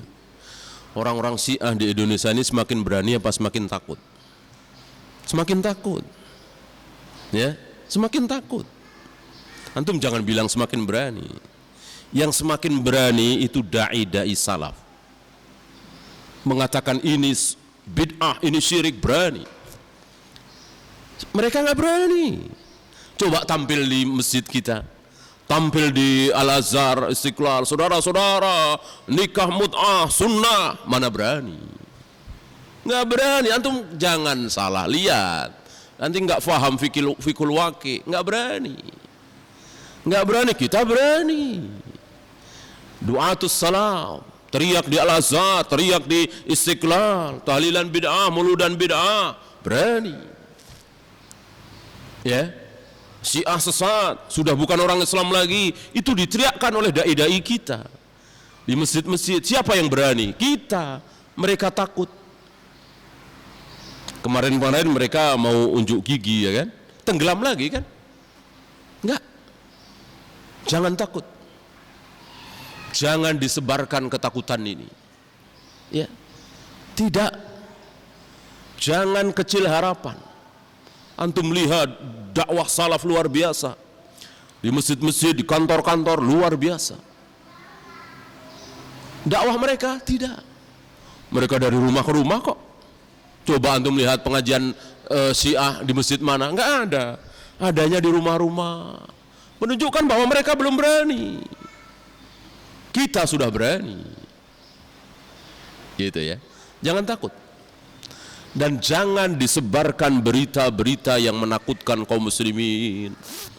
Indonesia sudah dikepung oleh komunis, oleh Syiah, bekerja sama. Antum tahu yang tukang menyebarkan berita-berita yang menakuti kaum muslimin itu siapa? Ada 3. Yang tukang menyebarkan berita-berita yang menakuti kaum muslimin ada 3. Siapa yang pertama? Setan. Antum lihat di Al-Baqarah, di surat Al-Munafiqun, Al-Munafiqun nanti yang kedua, ya. Itu setan. Setan menakut-nakuti. Ya. Asyaitanu ya'idukumul faqra. Setan itu menakut-nakuti, salah satunya dengan kefakiran. Awas. Kalau begini nanti diserang, kalau begini nanti gimana nih? Ya. Oh, lapangan kerja semakin sulit, gimana nih? Asal ketakutan-ketakutan itu berbau dunia, wajib kita simpulkan bahwa itu dari setan. Ya. Kalau Allah dan Rasulnya, apakah Allah pernah dengar antum ayat hadis, ya? Ajari anak-anak kalian mencari uang. Nanti anak-anak kalian akan miskin kalau enggak bisa cari uang. Atau yang semacamnya, ada enggak di ayat, di hadis? Enggak ada. Nggak ada. Ayat, hadis, Al-Quran, Allah dan Rasulnya menakut-nakuti kita betul dengan apa? Dengan neraka, siksa kubur, mizan, sirat. Kalau kita nggak bisa menjawab pertanyaan mungkar nakir gimana? Kalau kita tidak bisa melewati sirat gimana? Itu yang kita harus takut. Adapun miskin dibantai ini itu jangan takut. Antum lihat, antum kasihan, kita semua kasihan dengan saudara-saudara kita di Syria, di Myanmar, dibantai habis-habisan. Ada yang digantung, ada yang ditusuk, ada yang ditembak, ada yang diinjak-injak. Kasihan. Tapi antum nggak tahu, kita nggak tahu. Barangkali mereka sekarang sedang apa? Sedang bersenang-senang, menikmati hasilnya, berlezat-lezat. Wala tahsabanna alladziina qutilu fi sabilillahi amwat bal hum ahya inda rabbihim yurzaqun. Kita tidak ragu dengan ayat ini. Jangan kalian sangka bahwa orang-orang yang mati di jalan Allah berjihad itu mati, justru mereka hidup di mana? Inda rabbihim yurzaqun. Di sisi Allah diberi rizki. Bahkan pernah ada ayatnya dulu kan, mereka bicara, mereka titip salam kepada yang masih hidup lewat Allah, ya Allah sampaikan kepada mereka, maksudnya sahabat-sahabat yang masih hidup, ya Allah sampaikan bahwa kami telah merasakan kelezatan yang luar biasa, susullah kami, susullah kami. Itu dulu ada ayatnya sebenarnya, tapi mansukh. Tadi belum kita bahas kaidah nasih mansukh, itu bagian dari ilmu tafsir ya. Ayat itu mansukh, dulu pernah ada dibaca oleh Rasul dan para sahabat, akhirnya diangkat lagi mansukh, karena ada 3 jenis mansukh. Maka nggak usah takut, dibantai, perang, didatangi ini, alhamdulillah kesempatan jihad. Gitu. Kalau mau takut, takut dengan neraka, siksa kubur, sirat, mizan. Gitu. Itu yang pertama, setan yang suka menakut-nakuti. Yang kedua, orang-orang munafik.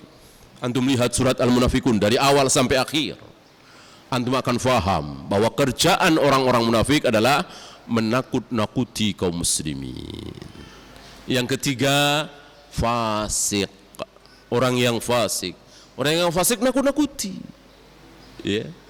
Maka Allah, Rasulullah, orang-orang soleh tidak akan pernah menakut-nakuti kaum muslimin.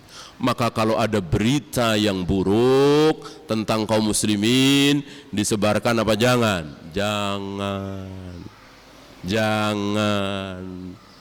Jangankan masih rumor, masih dugaan, ini besok mau perang. Besok mau perang, mempertaruhkan nyawa. Yang satu-satunya itu Nabi diam.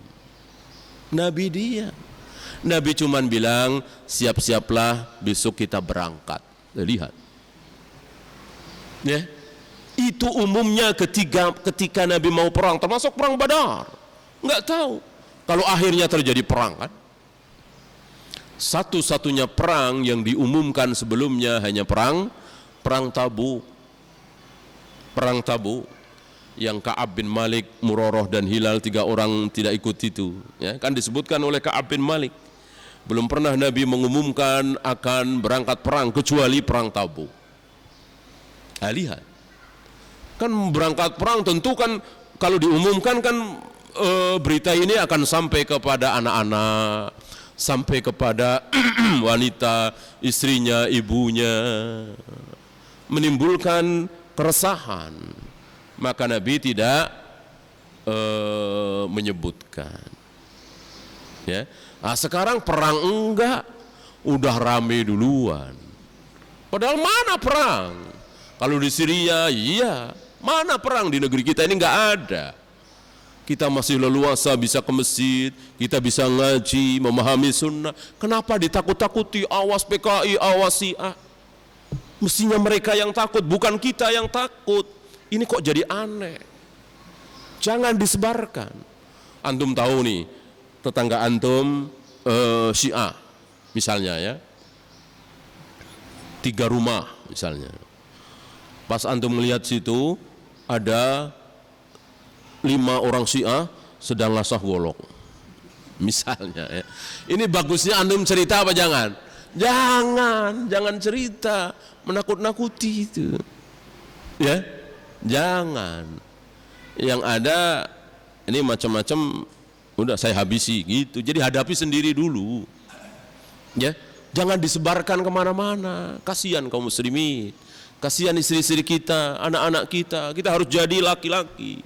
Laki-laki itu tidak cerita keburukan apapun yang menimpa dia. Antum tahu Ustaz Hakim yang akhirnya divonis jantung itu istrinya aja nggak tahu. Istrinya tahu-tahu setelah Anfal itu. Ya, kira-kira berapa tahun yang lalu. Itulah laki-laki. Ya, dirasakan sendiri. Enggak bentar-bentar cerita, bentar-bentar curhat. Perempuan itu namanya, bukan laki-laki. Laki-laki diam, tanggung sendiri. Anak-anak suruh mikir, istri, jangan begitu, kasihan. Ya, jangan disebarkan berita-berita seperti itu di samping belum tentu benar. Yang sudah jelas-jelas benar saja nggak boleh disampaikan. Apalagi itu berisi aib kaum muslimin, aurat kaum muslimin, yang dibantai anak-anak, digebunuh, videonya disebarkan. Ini keliru, ini salah. Ya.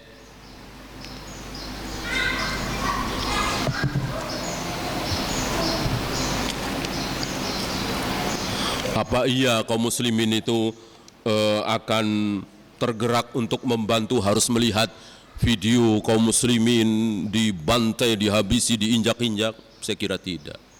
Cukup dikatakan kaum muslimin di Myanmar dibantai, kaum muslimin di Syria dibantai, cukup. Insya Allah kita semua tergerak untuk membantu.